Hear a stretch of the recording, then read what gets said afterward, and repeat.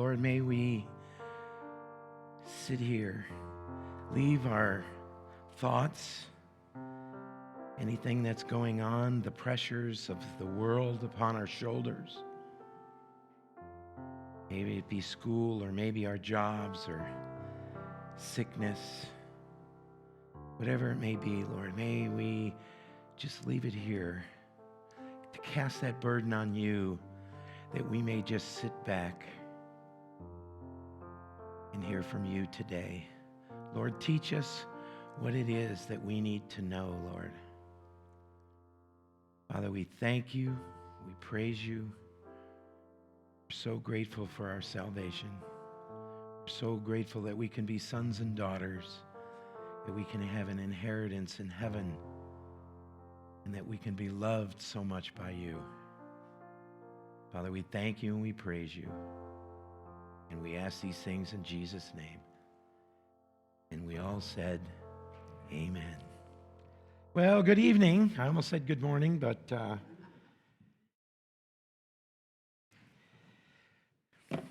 today we're going to do something that I probably won't be able to do, but I'm going to take a shot at it. And that's we're going to try and do 4 chapters. So we could finish the book of Numbers tonight. It is possible. There's a lot of names, and there's a couple of short chapters. But I think we could do it if I would just shut up and quit talking and get to it. You know, as we've traveled on through the book of Numbers, we've seen a lot of lessons. Anybody need a Bible, by the way? Nobody? We've seen a lot of lessons for us. We've seen, how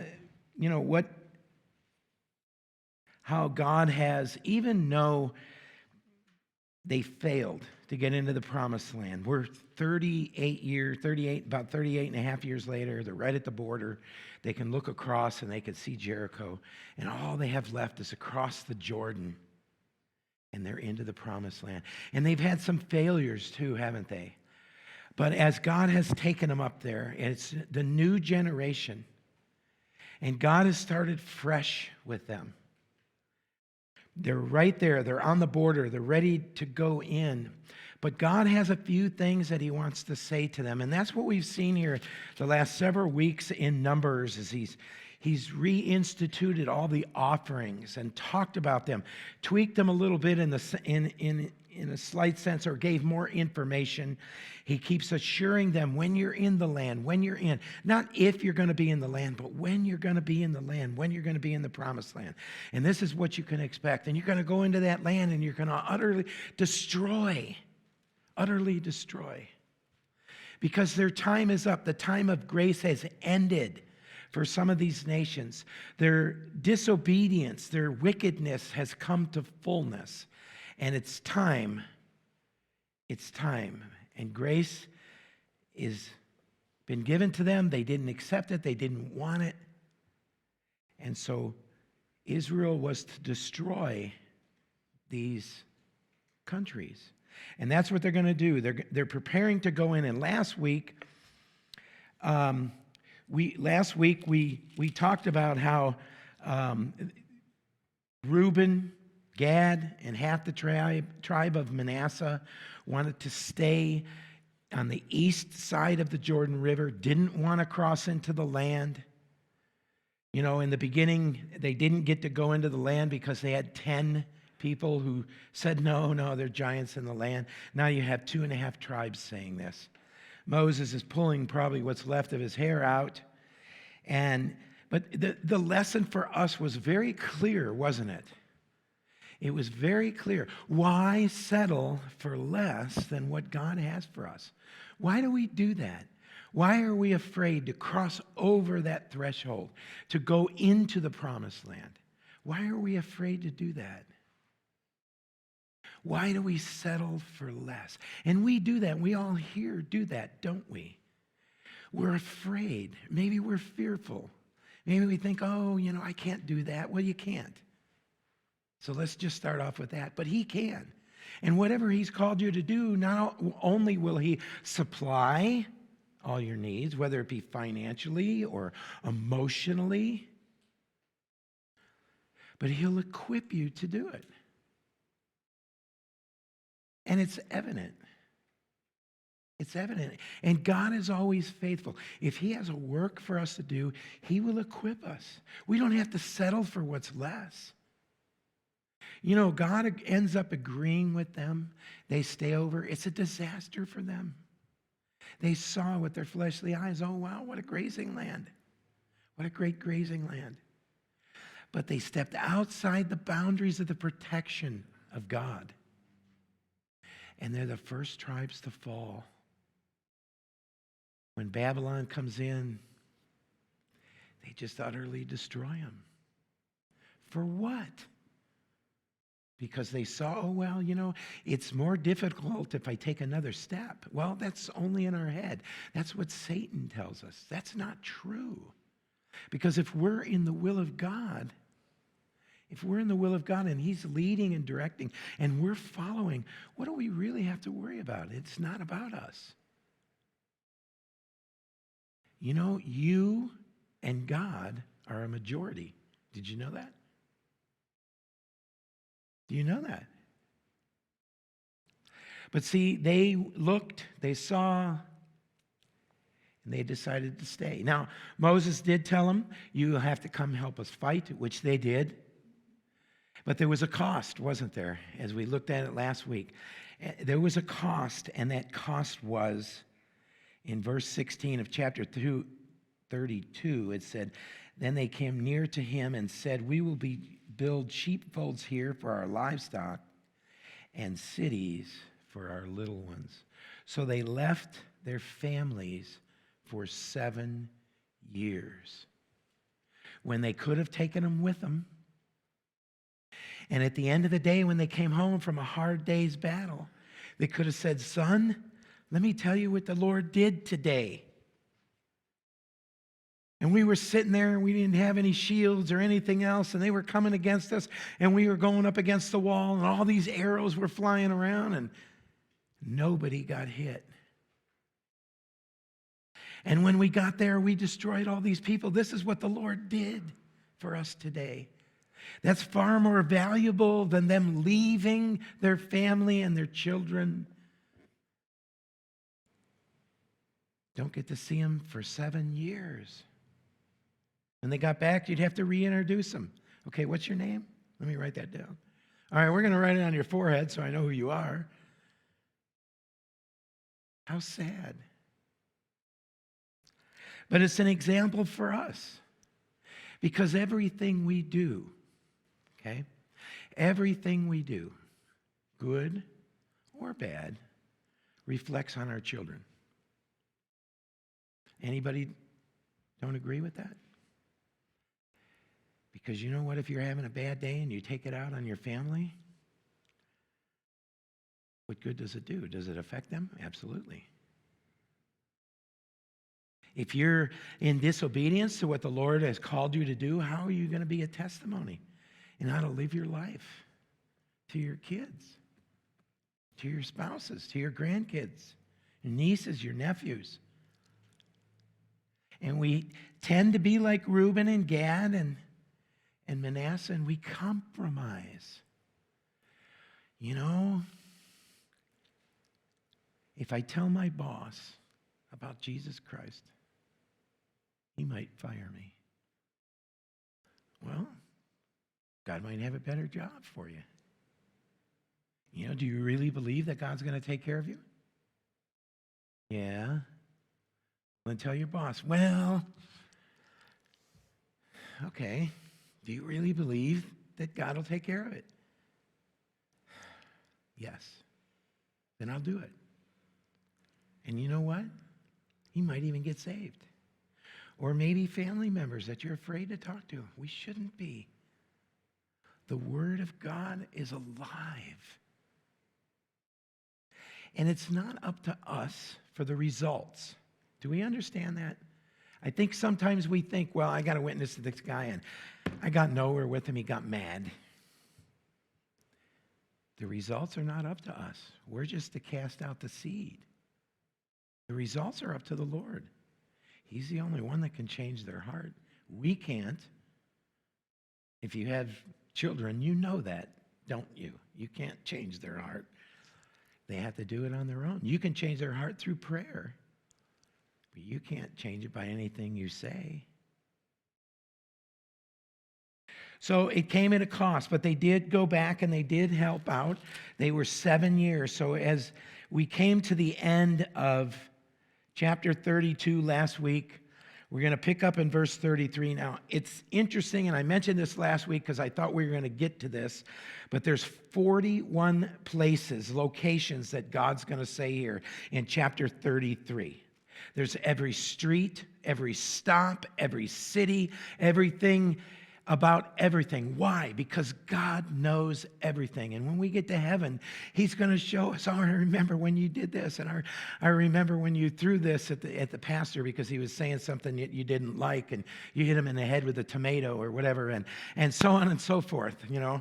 And so every little detail, because God loves you and is so concerned about everything. Not that he could write everything down and say, okay, well, wait till you get to heaven. I'm going to deal with you when you get there. No, it's not that at all. It's just he loves you so much, he can't take his eyes off of you. And so every detail of your life, and as we look at this and we see all these cities, and it's like, oh, man. But it's to show us that he knows every step you take. And along the way, he is there. Now, remember, why did God have Moses and the children of Israel build the tabernacle? So he could be with his people. Remember that? In Exodus chapter 25. So he could be with his people. They had the tabernacle. They marched across the wilderness for 38 and a half years. God's with them every step of the way.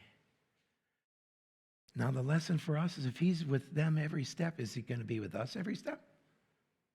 No? Yes? He is, isn't he? He said he'd what? Never leave us or forsake us. He'd always be with us. And he is. So what do we have to fear? What do we have to fear? If he's really with us, we know we're only here for so many days. We were driving in the car the other day, and Daniel says to me, and I don't know if you were with us, Lynn, but he says to me, he goes, you know how many days I've been alive? I'm like, what? Because you know how many days I've been alive? 16 years and so many days plus, then you had the leap year every 4 years. And so he added it all up and came out with, I don't remember what it was, maybe 5,700. I don't know if that's way out there, but sounds about right. So he says maybe 5,200. I don't know. And it got me to thinking, we have a number of days that we're going to be here, and then we really start our life for eternity. See, death for us is not the end, but the beginning. So step by step, the struggles that they had, the victories that they had, God was there. It says in verse 1, these are the journeys of the children of Israel who went out of the land of Egypt by their armies under the hand of Moses and Aaron. Now Moses wrote down the starting points of their journeys at the command of the Lord, and these are the journeys according to their starting points. Verse 3, they departed from Ramses in the first month on the 15th day of the first month. On the day after the Passover, the children of Israel went out, with boldness in the sight of all the Egyptians. So the first month, the 15th day is the day they left. Remember, what was the day of the Passover? The first month, the 14th day. That was the Passover. So after the Passover, remember, they took the unleavened bread, they gathered it all up, and they started out. They left from Ramses. For the Egyptians were burying all their firstborn, whom the Lord had killed among them. Also, on their gods, the Lord had executed judgments. Each one of you go back, and remember when we were back and going through through Exodus, and we looked at, okay, well, hey, this was a beetle, and this was this particular god, and we had those stupid little pictures up on the screen, and that was a direct attack on every one of the Egyptian gods. Not only so that Israel could see that the God of Israel was the creator and more powerful, but also so that the Egyptians could see that grace. And some of them did turn and go with Israel. Some of them for the wrong reason, but not all of them. God had grace on them as well. Verse 5, then the children of Israel moved from Ramses and camped at Succoth. They departed from Succoth and camped at Etham, which is on the edge of the wilderness. They moved from Etham and turned back to Phi-Hatirah, which is east of Baal-Zephon, and they camped near Migdol. Now, most of these words I'm making up, so bear with me. If I don't know how to pronounce them, I'm just going to make them up and say them. And we'll get the point, hopefully. They departed from before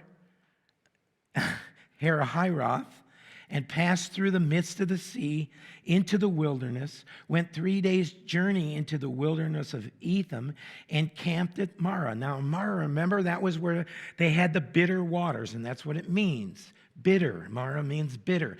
And remember, God told Moses to cut down the palm trees and put the leaves in the water, and they were no longer bitter. They moved from Marah and came to Elim. At Elim, there were 12 springs of water and 70 palm trees, so they camped there. Now, the 70 palm trees was a place of rest, and they probably would have all loved to have just stayed there in that place of rest. And they moved from Elim and camped by the Red Sea. They moved from the Red Sea and camped in the wilderness of Sin. Now, it's interesting because a lot of happened during that time, didn't it? They did a lot of complaining. God ended up sending them manna to eat. But they did a lot of complaining. But God is not mentioning that, and he's not going to. He's not going to mention their failures. They journeyed from the wilderness of Sin and camped at Dophkah, and they departed from Dophkah and camped at Alush. And they moved from Alush and camped at Rephidim, where there was no water for the people to drink. Now, Rephidim is where Moses struck the rock, and from the rock gushed water that they could drink. They departed from Rephidim and camped in the wilderness of Sinai. And they moved from the wilderness of Sinai and camped at Kibroth Hattaavah, which means graves of lust. So it's interesting because here, after that, when they departed that, they came to a place called Hazeroth. And there, when they were camped there, that's when their big failure started. Kadesh Barnea, Hazeroth. So they turned back. They turned away from the Lord. Now it's interesting because God doesn't mention that. They just go on their journey. And they departed from Kibroth Hattaavah and camped at Hazeroth. They departed from Hazeroth and camped at Rithmah, which means health. Here they are wandering in the desert. God puts them in a city called Health. They departed from Rithmah and camped at Ramon Perez, which means place in the desert. They departed from Rimnah Perez and camped at Libnah, which means pavement. Interesting. I wonder if they had a road that was concreted over. Who knows, maybe it'd be like heaven and the road was paved in gold. It's asphalt for us when we get there. They moved from Lebanon, camped at Rissah, which means ruin. They journeyed from Rissah and they camped at Kalithatha, which means assembly. And they went from that word and camped at Mount Shefer, which means beauty. They moved from Mount Shefer and camped at Hardarah, which means fear. It's interesting. Maybe at each of these cities, that's something that happened to them. And maybe that's why they were named this. They moved from Hardarah and camped at Makathaw, place, which means a place of assembly. They moved from Makaloth and camped at Tahath, which means station. Interesting, because this next word, Terah, that they camped at, also means station. They moved from Terah and camped at Mitkah, which means sweetness. They went from Mithkah and camped at Hashemona, which means fatness. They departed from Hashemona and camped at Moseroth, which means bonds. They departed from Moseroth and camped at Beni Jacan, which means sons of twisting. Interesting, whatever that means. Sons of twisting. Okay. They moved from Beni Jacan and camped at Hor Haggad, which means cavern of Gilead. They went from the cavern of Gilead and camped at Jotbathah, which means pleasantness. And they moved from Jotbathah and camped at Abronah, which means passage. They camped at Abronah and camped at Ezon Geber, which is, get this, backbone of man. What a name. Hey, backbone of man, come over here. Good thing it's a city. And they moved from there and camped in the wilderness of Zin, which is Kadesh, which means holy. So here they are on the border. They moved from Kadesh and camped at Mount Hor on the boundary of the land of Edom. Then Aaron the priest went up to Mount Hor at the command of the Lord and died there in the 40th year after the children of Israel had come out of the land of Egypt on the first day of the 5th month. Aaron was 123 years old when he died on Mount Hor. Now the king of Arad, the Canaanite, who dwelt in the south in the land of Canaan, heard of the coming of the children of Israel. You got 2.5 to 3 million people wandering through the desert. How big of a space is that? That's a lot of people.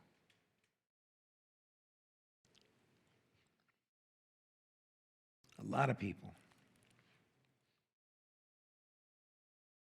So they departed from Mount Hor and camped at Zalmanah. They departed from Zalmanah and camped at Punon. They departed from Punon and camped at Oboth. They departed from Oboth and camped at Abram at the border of Moab. They departed from Ijim and camped at Dibon Gad. Nice name. They moved from Dibon Gad and camped at Almon something. They moved from the almond place and camped in the mountains of Abiram before Nebo. They departed from the mountains of Abram and camped in the plains of Moab by the Jordan across from the Jericho. Now here Jericho sees all these people coming, sitting camped right across from them, right across from the river from them. Yeah, they have a fortified city, but they got 2.5 to 3 million men and women. Got over 600,000 men of war camped right across from you. And they camped by the Jordan at Beth Jamoth as far as the Abel Acacia Grove in the plains of Moab. So being that God gave us that little detail right there, it's an 8-mile wide 8 miles wide are the people of Israel. So as Jericho's looking out, 8 miles wide, they could see nothing but people. But depth-wise, it's probably far greater than that, because remember the way that they traveled, the short ones were on the side, like the cross, and the most people were up the middle. So if this was 8 mile wide, they could be 12 or 14 miles long. 8 miles wide of people, 12 or 14 miles deep. That's a lot of people. Now the Lord spoke to Moses in the plains of Moab by the Jordan across from Jericho, saying, "Speak to the children of Israel and say to them, when you have crossed the Jordan into the land of Canaan." Now it didn't say if you cross the land, if you cross the Jordan. It said when you cross. Then you shall drive out what? All the inhabitants of the land from before you. Destroy what? All their engraved stones. Destroy all their molded images and destroy all their high places. Now, unfortunately, the nation of Israel did not do that. They did some, but there were very few times that they destroyed their high places. Certain kings did. Never the nation of Israel or the northern kingdom, the 10 tribes, but Judah did at times destroy the high places. It was a huge downfall. By the time we get to Judges and Joshua's led them into the promised land, they all have their own land that God has given them. And we get to Judges, and what? They did what was right in their own minds. How sad. How sad. If they thought it was right, they went ahead and did it. Hey, if it feels good, just do it, right? Oh, yeah, well, I'm not hurting anybody, really. But it destroyed the nation. And in Judges, you see they're going to go up and down. They're going to go up and down. They're going 10 years of good, and then 20 years of bad, and then 40 years of bad, and 40 years of good. And it was a huge roller coaster ride. Kind of like, sometimes we do. We go on that roller coaster ride. We're up, we're down, we're up, we're down, we're up, we're down. But they never got sick of living like that. So God brought them judges to bail them out. But they never really did drive out all these things. It was a huge failure. Now, why is it so important that God would say that? You must kill the animals, you got to kill everybody. Get rid of them. Well, when it comes to the animals, these animals might have been offered to an idol. These animals might be polluted. And they're going to mix with Israel's animals. Now, how is God going to take them as a sacrifice? He can't. The people, the men of war, the nation that they are going up against, obviously their time is up. God had given them grace for a certain period of time. You look in this world today, and there's a day that's God's grace is going to stop for the Gentiles and revert back over to Israel. Now, that doesn't mean some of the Gentiles won't be saved, but the focus will be mainly on the Jews. Read the book of Revelation. If you're a guy, come to the men's study. You'll hear it. You'll see it. But their time was up. Their time of so much sin, it was enough. God's going to cleanse the land so he could bring his people there so that they could walk holy, set apart for God. They could be an instrument for God. They could be used by God, just like us. That's why we're here. That's why we're here I mean, if you don't know that, I'm sorry to tell you that. I'm sorry to burst your bubble, or maybe it's a happy thing. It's like, cool, now I know what I got to do. I never really knew before. But we're not here to see how many hours we can work or how much money we can make, how high I can get in the company. That's not why we're here. Yes, those are all good things. Yes, God blesses you with all that stuff. But that's not why we're here. We're here to be a witness and a testimony, to love one another, to serve one another. That's why we're here. And in the meantime, we get prepared for heaven as God continues to mold us into the image of his Son.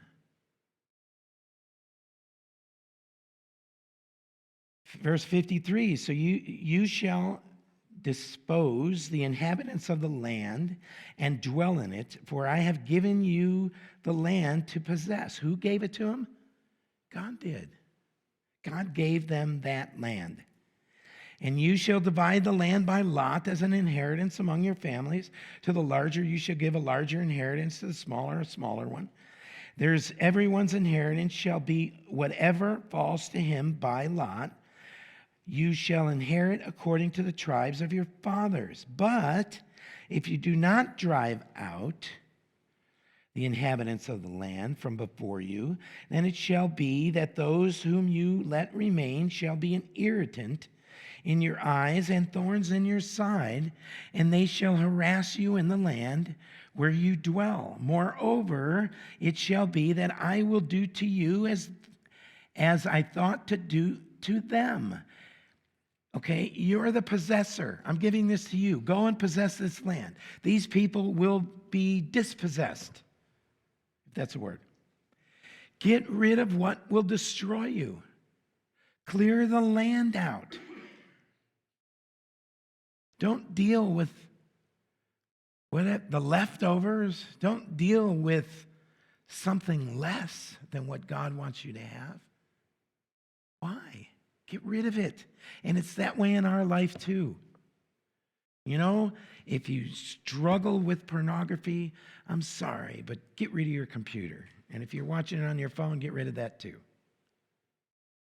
You know, you can put so many things on your phone to block everything. And yes, I know.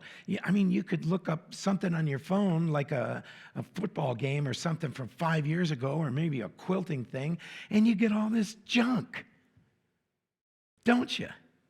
All this stuff that's just worthless to take your mind off of the Lord. To get you to look at the world instead of looking at something spiritual, a blessing. And believe me, it's so quick and it's so subtle. And you could be, like I said, you could be looking up a football game and you get all this stuff and then your mind goes there instead of wherever. And it's like, what are you thinking about all these things for? We all do it, especially guys. We all do it. And if you struggle with that, then cut it off. Don't settle for something less than what God has for you. And we do it. And I don't know why we do it. And if you know, come and tell me, because I'd like to know too, because I struggle with the same thing everybody else does. You know, if you know you can't watch commercials on TV, then don't turn it on. You know, if you struggle with drinking, then don't be around any alcohol. Don't be around anybody that is. There's a lot of situations that we get ourselves into, and there's no need for it. And God is saying to them, I will do to you as I was going to do to them. And did it happen? It absolutely did. They got kicked out, didn't they? And they lost their land for a long time. And then they came back to the land, and then they got kicked out again. And now they've been there since 1948. which is a miracle in itself. Then the Lord spoke to Moses, saying, command the children of Israel and say to them, when you come into the land of Canaan, this is the land that shall fall to you as an inheritance, the land of Canaan to its boundaries. Now, this is a vastly larger than what the nation of Israel is today. It says, your southern border shall be from the wilderness of Zin along the border that shall extend eastward to the end of the Salt Sea, which is the Dead Sea in the southern part, just above Egypt. So this land, the southern border is all the way down there. Basically, it's the border of Egypt. Okay? Your border shall turn from the southern side of the accent of Akarabim, continue to Zin, and be on the south of Kadesh Barnea. Then it shall go on to Hazar Adar and continue to Osman. The border shall turn from Osman to the brook of Egypt, and it shall end at the sea. Now, this is the Mediterranean Sea to the west. As for the western border, you shall have the Great Sea, which is Mediterranean Sea, for a border. This shall be your western border. So their border, that the land that God had given them, is the Mediterranean Sea, all along that coastline. As for the, as this shall be your northern border from the Great Sea, you shall mark out your borderline to Mount Horeb. Now, this is way up almost into Damascus, almost into Syria. From Mount Hor you shall mark out your border to the entrance of Hamath. Then the direction of the border shall be toward Zedad. The border shall proceed to Ziphron, and it shall end at Hazer Enan. This shall be your northern border. So the land is going to end up being about 2.5 times the size of what you see it is today. Smaller than the state of New Jersey.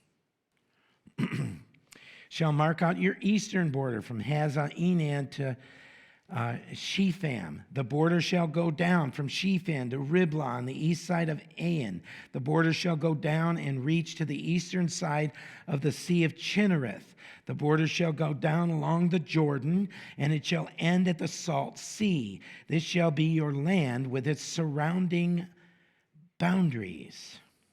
Then Moses commanded the children of Israel, saying, this is the land which you shall inherit by lot, which the Lord has commanded to give to the 9 tribes and to the half tribe.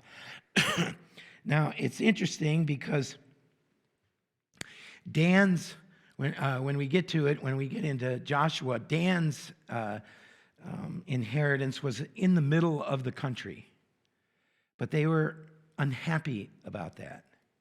So they actually moved up into the northern part of Israel, which was to their destruction because there was a lot of idol worship up there, and they moved into that, didn't wipe out the land or destroy it, and they got heavy into idol worshiping. And it's interesting because even as each one of these leaders, each one of these tribes, each one of these families had boundaries. We have boundaries as well. You know, maybe, you're like Margaret and you have a good singing voice and you want to serve the Lord. So you step up and you start worshiping the Lord. And as you go, and the Lord, He keeps equipping you, and you get better and better and better, you are at the Lord's mercy in a sense because He's the one who equipped you. But I don't like that boundary. What if I didn't like the boundary that God gave me, and I came up here and started playing the piano and singing? How would you like that? You won't hurt my feelings because I know I can't sing nor dance, and I can't play the piano. So how would you like that? I'm stepping out of my boundaries. That's not good. That's not good at all. And it would be like you who have a gift of helps or a gift of worship, but you wanted something else. You have the gift of worship, but you wanted the gift of helps. And so you go out of your boundary, or you have the gift of helps and you want to stand up here. It's not fun. I mean, it's fun. I love teaching, but there's so many other things that go with it. And anybody who's come up here knows how hard it is. It really is. I mean, heck, I have a hard time on Sunday getting some of you guys. I try to volunteering by appointing them to come up here and just pray and read the announcements. Oh, no, there ain't no way I'm going up there. No way, no way, no way. And they go run in the bathroom. Come on. But we have to know our boundaries. And God has given the nation of Israel boundaries. And why does he do it? It's for their protection. You know, Gad and Reuben, half the tribe of Manasseh, they wanted to stay on the other side. It was for them protection to be together.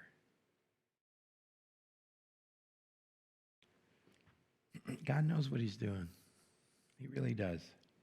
For the tribe of the children of Reuben, according to the house of their fathers, and the tribe of the children of Gad, according to the house of their fathers, they received their inheritance, and half the tribe of Manasseh has received its inheritance. The two tribes and the half tribe have received their inheritance. They got what they asked for. They settled for less than what God had for them. And we can do this. We got 2 pages, according to my Bible, left. On this side of the Jordan, across from Jericho, eastward, towards the sunrise, towards the east. And the Lord spoke to Moses, saying, These are the names of the men who shall divide the land among you as an inheritance. Eleazar the priest and Joshua the son of Nun. So he's saying, look, these are the 2 guys who are going to divide the land. God is going to hand pick them. Do we see that? These are the names. Okay, I'm going to give you their names, Moses. Here's 2 of them. Eleazar the priest, Joshua the son of Nun. God knows them. He knows their heart. Doesn't he? These are the men. Now it's interesting, and you parallel this with what happened in the church in the book of Acts, and they had some complaining. So they got together and they picked out 7 men who were what? One of the biggest things that they all were. They were full of the Holy Spirit. To do what? To wait tables. So just to wait tables, they had to be full of the Holy Spirit. Now, isn't that interesting? You know, because when you're an usher or you do anything in the fellowship, people look at you and they watch you. Did you see what he did? When the pastor said something, he went, did you see that? Now, I'm not talking about you that do that every week, and I won't say any names, but that's what my son does. Every time I tell him to do something. Really? But anyway. God has handpicked them. You want to serve in the church? God has handpicked you. If he's put that on your heart, that's what you need to be doing. Don't settle for anything less. Don't sin, as we learned last week, by omission, because you're not doing.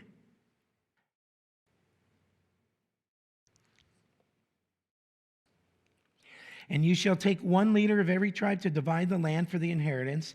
These are the names of the men from the tribe of Judah, Caleb, the son of Jephunneh. Now, I want to tell you, as we went through this and we saw these cities, you ought to go back and look at the cities that we didn't mention, because there's always nuggets in there. And I'm going to read their names and I'm going to tell you what they mean. And there's always nuggets in there.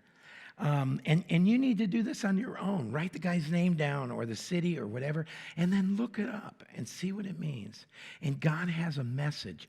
You know, I really want to challenge you this. Start from Adam, go to Noah, write down what each one means, and you'll see God's plan of salvation in the names that are written down. I want to challenge you to do that. It'll probably take 45 minutes to an hour. Can we spare that? Write down from Adam through Noah. Did I say Noah or Jonah? Okay, good, Noah. Go from Adam to Noah and write down what each one of their names, each one, Adam begat who? Seth. So look at what Adam means, Seth, and just continue on and on and on. Okay? And actually, another challenge for you, you could do this on another day. Write down the years that they lived and make a graph of it. And when you get to Noah and the flood, you'll see that the last person died before Noah got on the flood, got on the ark. Just a couple little things for you.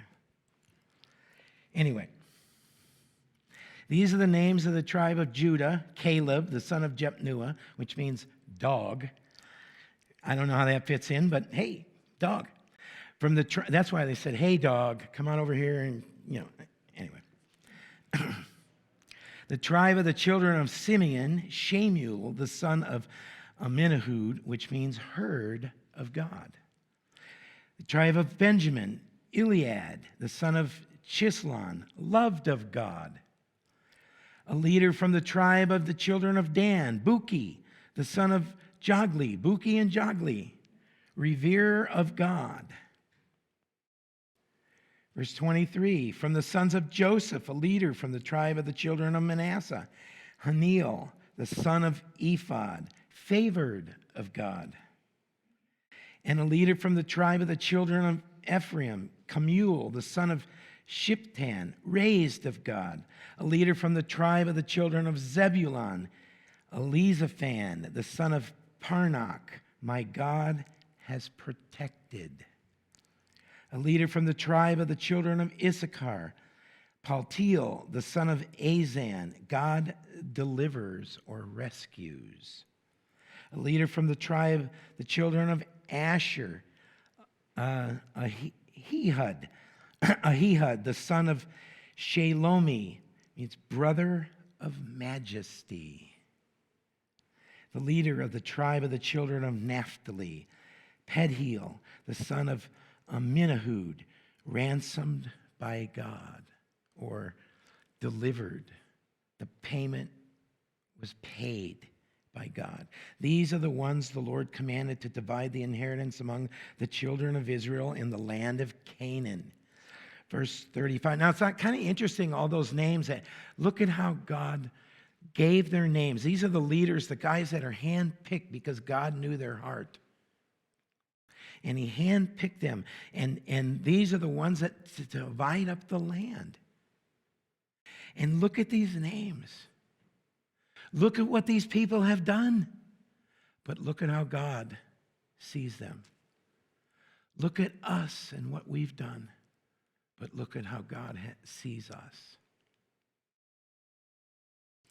And the Lord spoke to Moses in the plains of Moab by the Jordan across from Jericho, saying, command the children of Israel that they give the Levites cities to dwell in from the inheritance of their possession.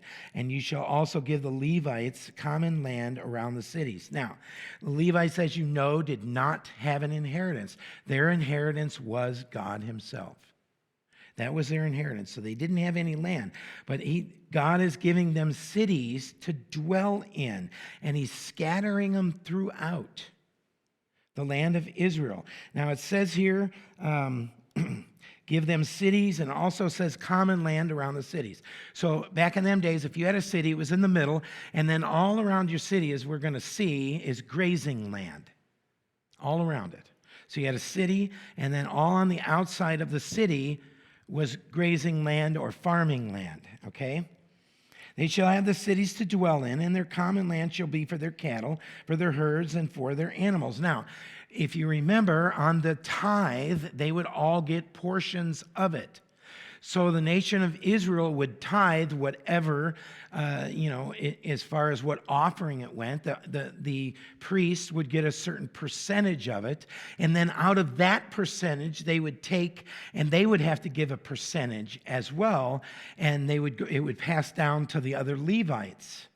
So they all have, maybe they got 4 cows, I don't know, let's see, 40 cows, then you'd have to give up 4 of your cows and you give them to the Levites. So depending on how many there were, then they would separate them out so you would have your own cow.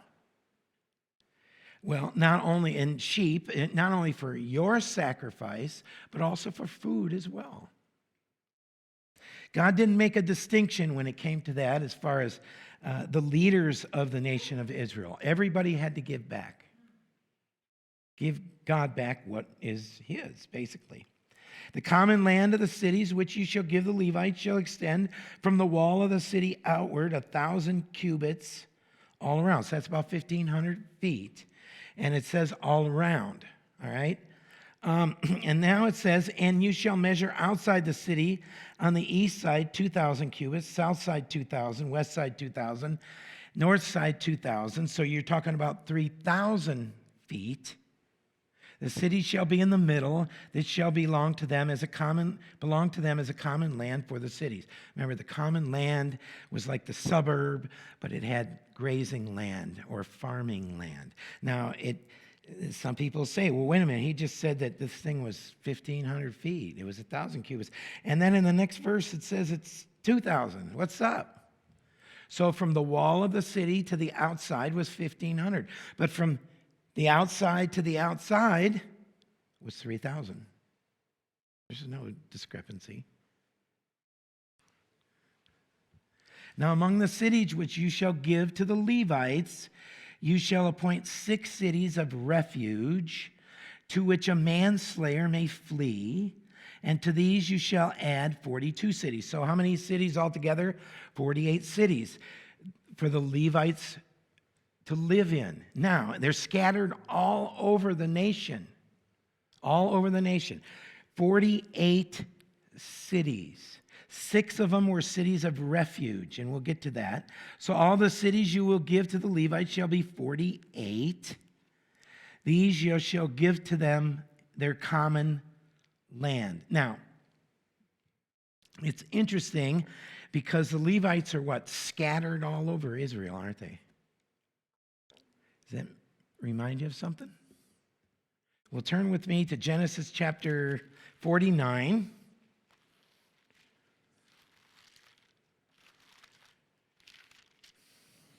And I believe it's in verse 5. Yes, it is. Genesis 49:5. So as Jacob is giving his sons, he called his sons together that he may tell them what shall befall them in the last days. Drop down to verse 5.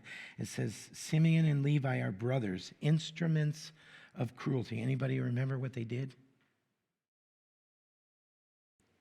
There was a guy named Shechem, and he basically raped Diana, their sister, Genesis chapter 34. But he loved her and he wanted to marry her, and he went to Jacob and asked, I'd like to marry her. And Simeon and Levi said, well, you have to get circumcised first. You and all your people, your whole city, and they did. And on the 3rd day, when the pain was the worst, they came in and killed all the males. Do you remember that? Remember that story? It says they are instruments of cruelty, are in their dwelling place. Let not my soul enter their council. Let not my honor be united to their assembly. For in their anger they slew a man, and in their self-will they hamstrung an ox.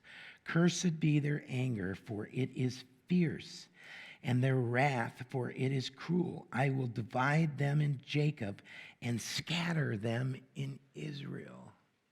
God is always faithful, isn't he? He told Jacob what was going to happen. Jacob prophesied over them, and it happened. And we read it here in Numbers chapter 35. They were scattered throughout all of Israel. Scattered. And the cities which you will give shall be from the possession of the children of Israel. From the larger tribes you shall give many, from the smaller few. Each shall give some of its cities to the Levites in proportion to the inheritance that each receives. Then the Lord spoke to Moses, saying, Speak to the children of Israel and say to them, When you cross the Jordan into the land of Canaan, then you shall appoint cities to be cities of refuge for you, that the manslayer who kills any person accidentally may flee there. So if it was unmotivated, if you were wrestling around and you kind of fell over in a funny way and the guy landed on his head and broke his neck and you didn't plan it, then you could run to one of these cities of refuge. And then the priest would weigh out your case or judge your case, whether you did it premeditatedly or not. And we're going to get to that. But one of the cities we're going to see when we get to, I believe it's Joshua, one of the cities, we just read this thing about Jacob's sons, and he was saying this prophecy over them. And the guy that this Shechem guy, that happens to be one of the cities of refuge. When they named the cities of refuge, it's the city of Shechem. But verse 12, they shall be cities of refuge for you from the Avenger. Now, the Avenger, if I killed Bob's, I don't know, that's bad. Let's see here. If you murdered somebody, then the head of that family could kill you, blood for blood, and it would be perfectly legal. Perfectly legal. So the avenger is this person that would seek revenge, that the manslayer may not die until it stands before the congregation in judgment. And the cities which you give, you shall have 6 cities of refuge. You shall appoint 3 cities on this side of the Jordan, 3 cities of you shall appoint in the land of Canaan, which will be the cities of refuge. So actually you go to, I believe it's Joshua chapter 20, and you can read, and it'll give you the cities. But they had 3 on the east side of the Jordan for Reuben, Gad, and half the tribe of Manasseh. And then they had 3 on the other side, or on the west side of the Jordan. These 6 cities shall be for refuge for the children of Israel, for the stranger and for the sojourner among them, that anyone who kills a person accidentally may flee there.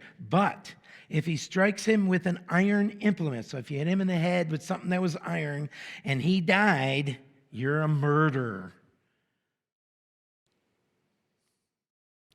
The murderer shall surely be put to death. And if he strikes him with a stone in his hand, by which one could die, and he does die, then you're a murderer. The murderer shall surely be put to death. Or if he strikes him with a wooden-handled weapon. So, ladies, you can't chase your husband around with a rolling pin. Because if you accidentally pop him in the head, sorry, but you're a murderer. The avenger of blood, which be the next of kin, you could say, the avenger of blood himself shall put the murderer to death. When he meets him, he shall put him to death. If he pushes him out of hatred, or while lying in wait, hurls something at him so that he dies, or in enmity he strikes him with his hand so that he dies, the one who struck him shall surely be put to death. He is a murderer. The avenger of blood shall put the murderer to death when he meets him. However, if he pushes him suddenly without enmity, you're not fighting, you're just fooling around and you push and he hits his head on a stone or something, or throws something at him without lying in wait, or uses a stone by which a man could die, throwing it at him without seeing him, so that he dies, why, he was not his enemy or seeking his harm. So if you're shooting arrows out in the field one day and you shoot one of them too high and there's somebody walking up and you hit him with an arrow, that's more or less manslaughter. It wouldn't be murder. So you would run to the cities of refuge. Now it's interesting, the tie-in with us, we're murderers, aren't we? It says if you hate your brother and sister, you're a murderer. But we sought the city of refuge in Jesus Christ, didn't we? Verse 24, then the congregation shall judge between the manslayer and the avenger of blood according to these judgments. So the congregation shall deliver the manslayer from the hand of the avenger of blood, and the congregation shall return him to the city of refuge where he has fled. And he shall remain there until the death of the high priest, who was anointed with the holy oil. So if you killed somebody by accident, you went to the city of refuge, and you're there for 18 years or whatever the amount of years is, you can't leave there. And if you do, you could be killed. The avenger could kill you. But if you stay there until the high priest dies, then you're free to go. Similar to us, isn't it? Murderers, the city of refuge, the grace of God, the high priest, death on the cross, freed us. So we no longer have to pay the price to the avenger for the sins we did. Interesting parallel, isn't it?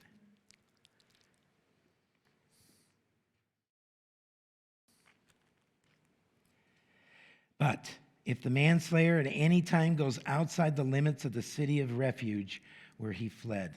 Now, I kind of just popped into my head. The city of refuge, we did this in anger, we lied in wait, we sinned against the Lord intentionally. But what did Jesus say when he was on the cross? What did he say? God, forgive them for what? They know not what they do. They did it, we did it in ignorance.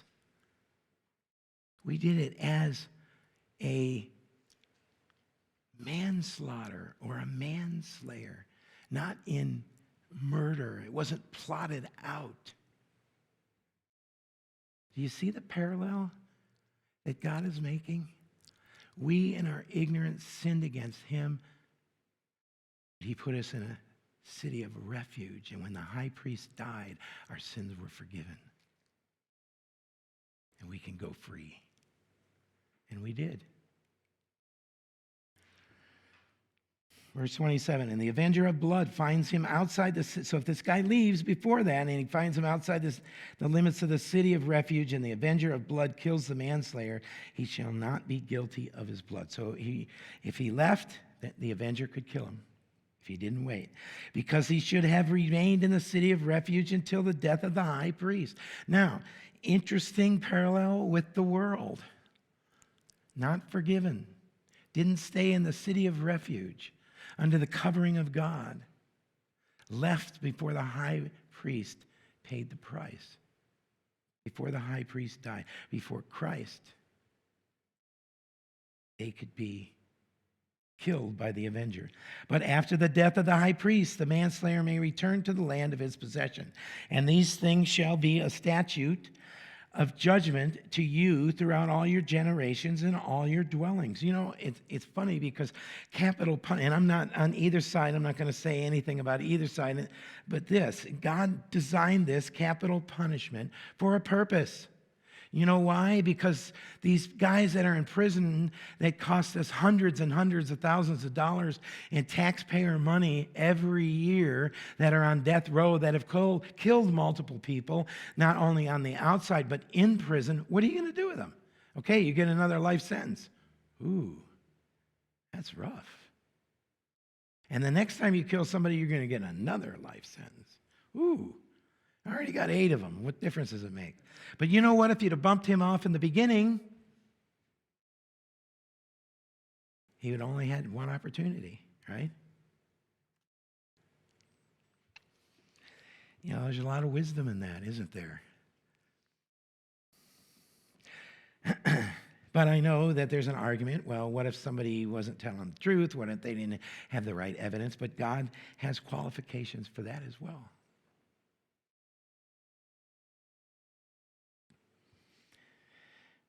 Whoever kills a person, the murderer, shall be put to death on the testimony of witnesses, but one witness is not sufficient testimony against the person for the death penalty. Moreover, you shall take no ransom for the life of a murderer who is guilty of death, but he shall surely be put to death. So in other words, you can't pay your way out of it. You can't buy your way out. There's no satisfaction that you could give this Avenger money or land or title or deed to get out of it. That Avenger had to take the life of the murderer.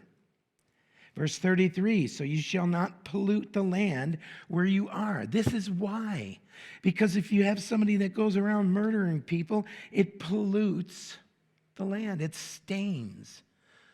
Unfortunately, look at our country, how many times these people buy their way out.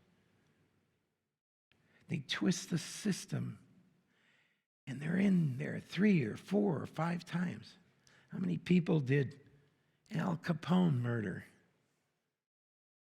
Did he get the electric chair or hung or anything like that? No. He died. He went to prison for income tax evasion. Now go figure. And being this is income tax season, don't be an income tax evasion, but pay your due. But he didn't die for murder. He's going to stand before the Lord someday. But he murdered a lot of people and got away with it.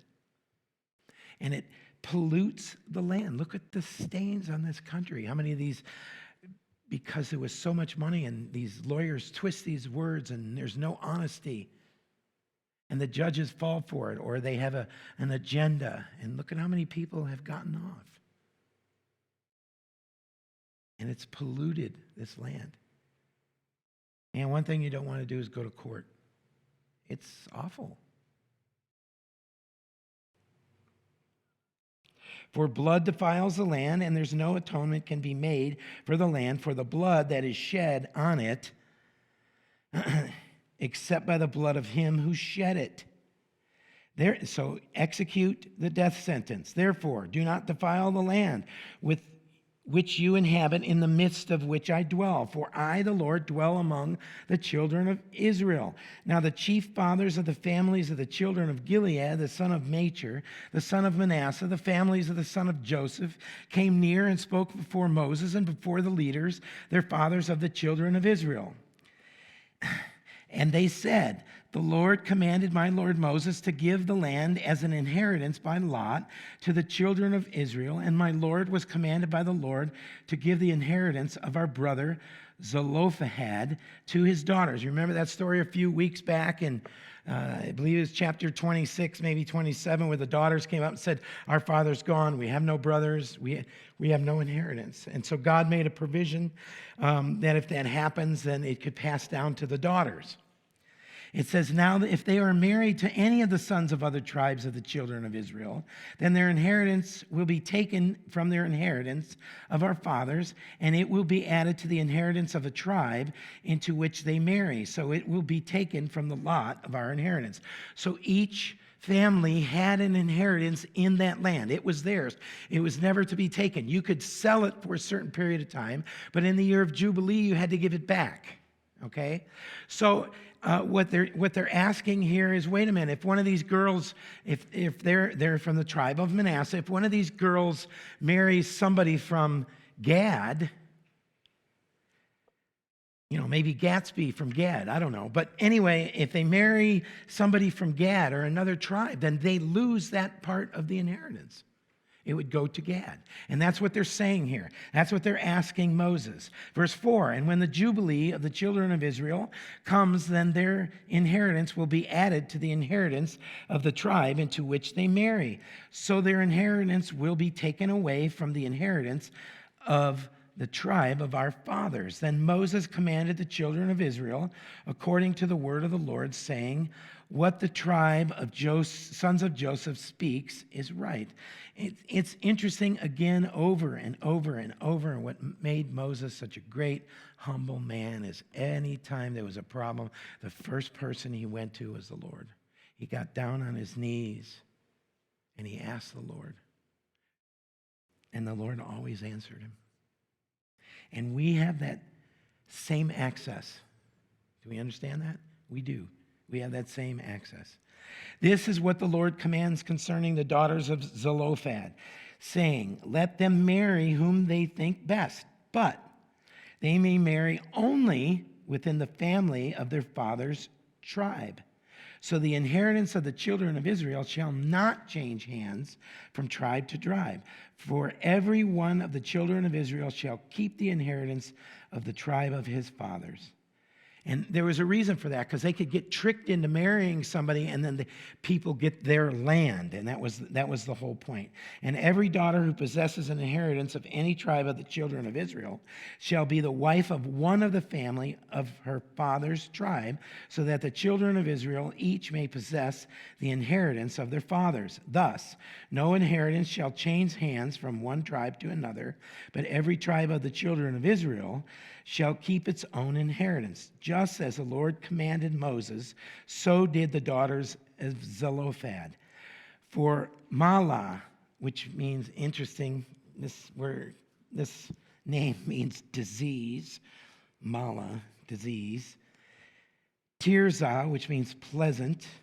Hoglah, partridge, like a partridge in a pear tree. That's where the song came from. No. Okay. Milcah, which means to counsel, and Noah, which means rest. So there's some good names, except that disease one. I wonder if she had a disease. I don't know. Were married to the sons of their fathers' brothers. Now, this is plural. Fathers' brothers. So this would be maybe a third or fourth or a fifth cousin or sixth or 10th, but in the same family.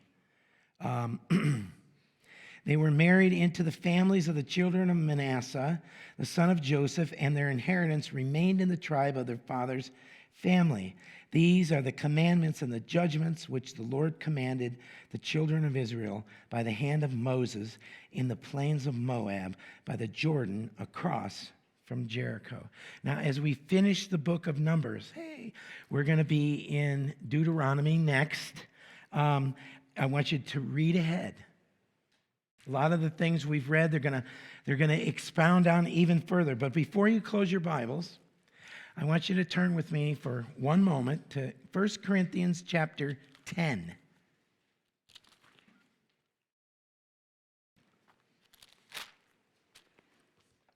First Corinthians chapter 10, and let's start with verse 1.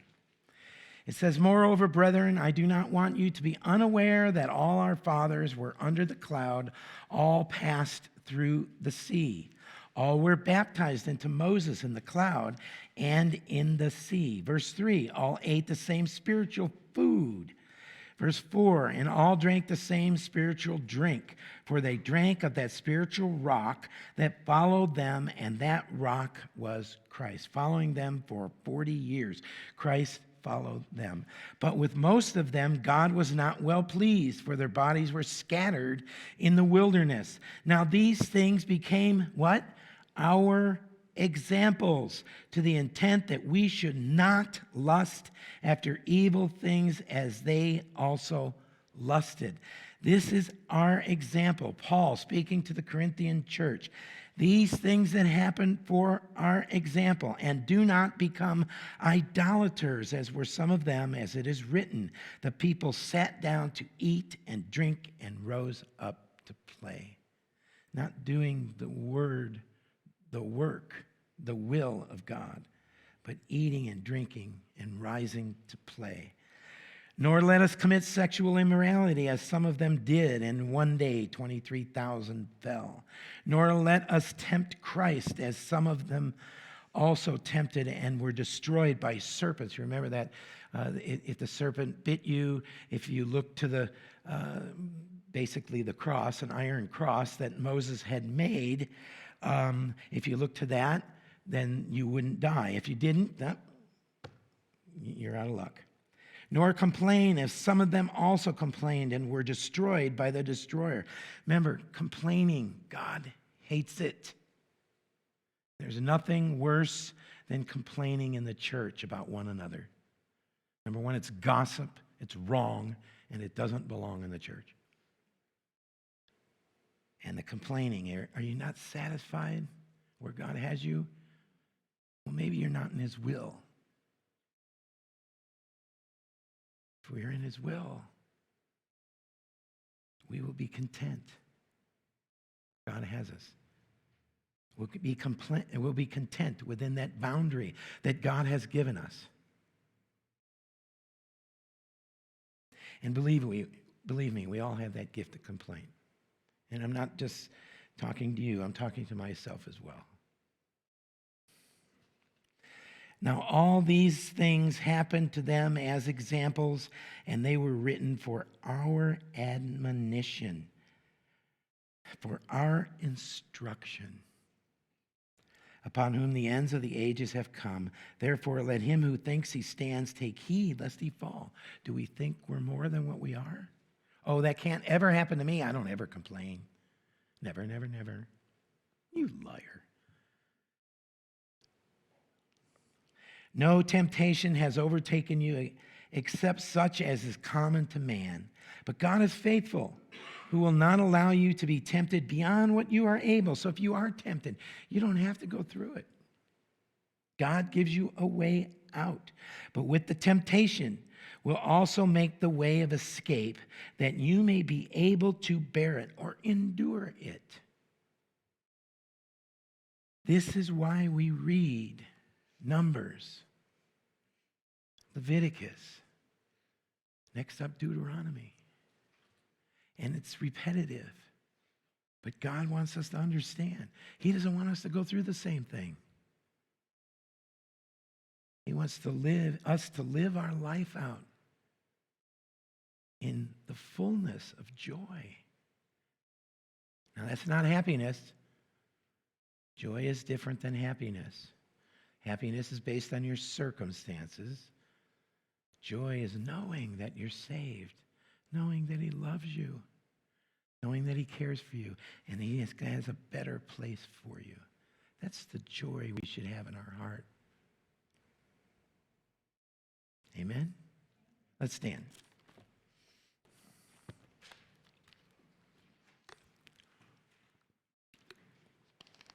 Sorry I was late, but I'm going to have to come back next week for one chapter of Numbers. It wasn't that bad, was it? No. I didn't fall asleep once. I honestly can tell you that. Not even when I was studying.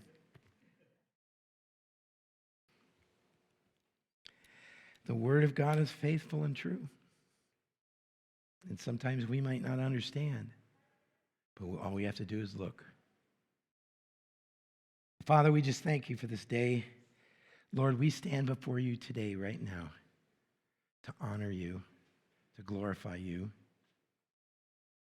Father, we ask that you fill us with your Spirit to overflowing, that we may have boldness to preach your word, that the life we live and the light that we have given by you may be to your glory. Father, give us continual opportunities to reach a lost and dying world, to tell someone about the love that you have for us, the death you suffered, the resurrection you gave. Father, we thank you. We thank you so much for our salvation. We thank you so much for giving us all heavenly blessings. Father, and as we continue to go through this week, Lord, may we step out in faith, knowing that you're leading, you're guiding, and wherever you take us, you're equipping us. Let us not fear, but let us be content in your love. Not in complaints, not because we have issues with people, but out of your love and your mercy and your gentleness, your long-suffering for us, your meekness, kindness. That all those things that you have given us may be seen. The miracle that we are today standing here versus years ago before we knew you. We thank you for that miracle. As we were dead in our sins and trespasses, you made us alive. And we thank you and praise you. We ask these things in Jesus' name. And all his children said,